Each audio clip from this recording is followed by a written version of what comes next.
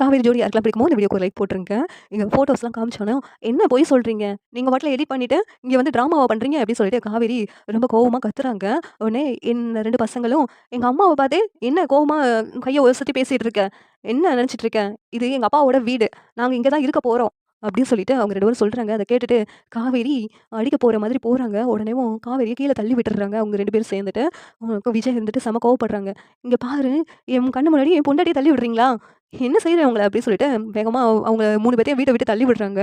உடனேவும், "இங்க பாருங்க, எங்களையும் வீட்ட விட்டு தள்ளி விட்டுட்டீங்களா? இந்த வீட நீங்க எப்படி விக்கிறீங்கன்னு பார்க்குறேன். நாங்க உங்க மேல போலீஸ்ல கம்ப்ளைண்ட் குடுக்குறோம்." அப்படின்னு சொல்லிட்டு சொல்றாங்க. உடனே விஜய் இருந்துட்டு, "எங்க போனாலும் சரி நான் பார்த்துக்கிறேன்." அப்படின்னு சொல்லிக்கிட்டு இருக்காங்க. இதுல காவேரி கீழ விழுந்ததுனால, "சரி காவேரி நம்ம ஹாஸ்பிட்டல் போகலாம். நீ வேற கன்சீவா இருக்கலாம்." அப்படின்னு சொல்லிட்டு காவேரிய ஹாஸ்பிட்டலுக்கு கூட்டு போறாங்க.